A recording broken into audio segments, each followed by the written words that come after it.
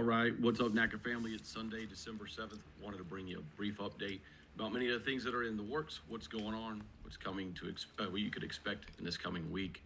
So let's start on the legislative and LR front. We continue to pursue the 3.8% pay parity raise with the military, and that is in full swing by our National Legislative Committee, as well as the Mental Health and Aviation Act that was passed through the House. We're aggressively pushing on with the Senate as well, now that it's been introduced there, and making great progress on that, of getting out of our archaic medical systems and now finding new and inventive ways to get people the help they need in advance without putting everybody at a career or job jeopardy situation.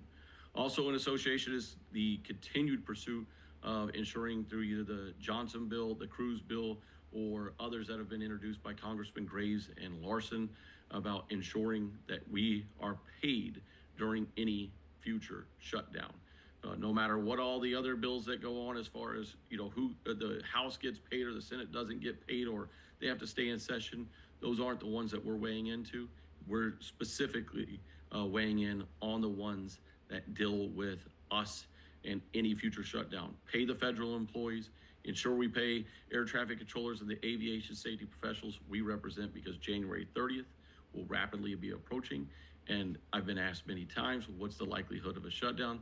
I think it's as high as, if not the same as last time, in the fact that until the healthcare subsidies part of this is discussed or solved, there will likely be a high potential of another government shutdown.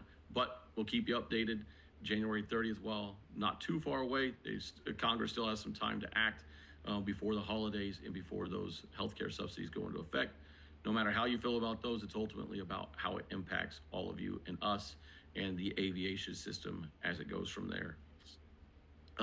Also on things that are pursuit, flight deck training, we've got it back up, revitalized, finalizing some agreements, the main agreements that are being finalized. We are in agreement in principle with the agency at this point, which is a great step forward. Now it's the finalization of the MOUs between TSA and then with the airlines. All those persons that were doing that work were furloughed during the government shutdown. Another, fun fact of what government shutdowns continue to derail is one was our flight deck training process, which has been way overdue. I hope to have you either the agreement by the end of the year, at least saying what we've all agreed to in the just waiting, or we actually get the final MOUs from TSA and from the airlines as well for the access to all the cockpits. We also signed our first ever surge MOU. Instead of having just a facility specific priority release MOU, we did a process that is now repeatable, could be maneuverable, could be flexible in bringing in facilities that need help. And it goes in tandem, in conjunction with all the different placement processes I've been working on, from everything from prior experience to new hires, to then also going out and dealing and handling the NEST process that we updated. This was another evolution and iteration where we as a union, as an organization, have a larger seat at the table, and it's something that happens consistently. Every month, we can now start driving people towards facilities that are completely upside down and need help. There is very few facilities in our entire system that are well staffed. We have to get some of them out of the dire straits that they're in. And the only way to do that is by focusing our efforts on a few facilities at a time, where you can't spread everybody so thin that no one really gets healthy. And this has been something I've said for the entire year, that we have to find new ways to do business of placing people. And it can't just be a quarterly INSEP lottery system that gets people where they need to go. This is another step, another evolution in the right direction for that. And again, works in conjunction with everything else that we've been doing. Had a chance, myself and Mick Devine, the executive vice president, we went out to the Southern Region meeting, had a chance to speak there. It was great to see all the reps and really just working through many of the different issues that we're contending with as society, organizationally, regionally, facility-wise, and some facilitated discussion that was going on there with Scott Aratam as well, and Dan McCabe. Again, just being around all the leaders, working through the issues, talking about the latest and the realities of what we face. and that some may lead you to believe that all the finger pointing is internal. Man, there are not people just skipping down the road right now that are happy and things are easy. Maybe unless you're a billionaire, and even then, you know, hear the issues that I contend with because of everything that the world brings and offers right now. But understand that this is a period of time where we have to rally around one another. We have to point our fingers in the right direction. But that comes through education and the importance of ensuring what you know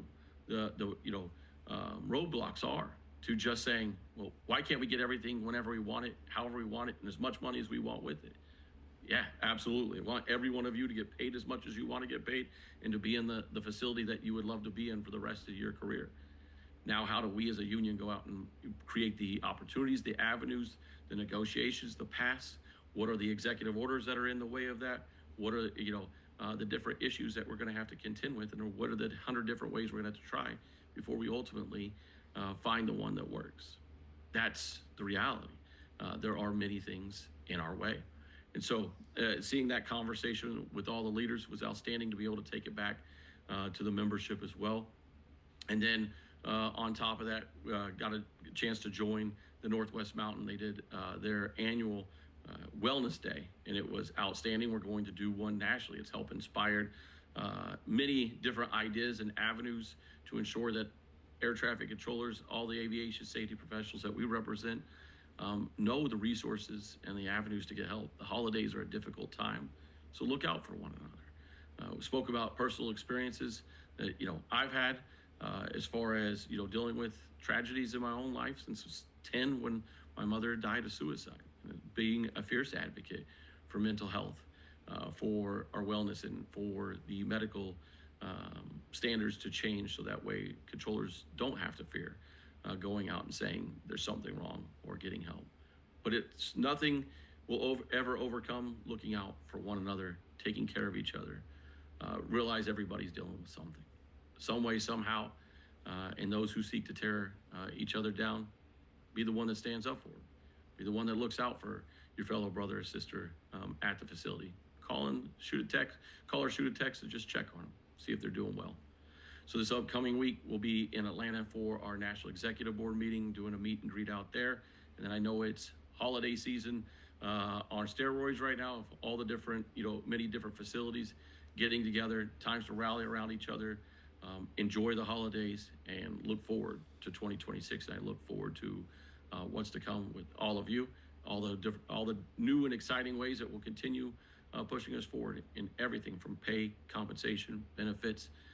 These will come from continuing to create the opportunities that we have directly in front of us, and the doors that open every single day by being the answer and by being the solution during these very difficult times. So thank you for your hard work. Thank you for making the impossible possible, and we'll continue to bring these updates to you weekly. And now we changed up the platform. That's why the last one didn't go, or the last week one didn't go out. It's because we changed up the platform and the way to do it.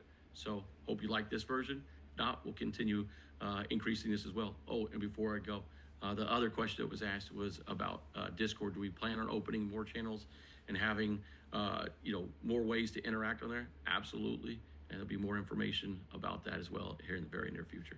Take care. We'll talk to you soon.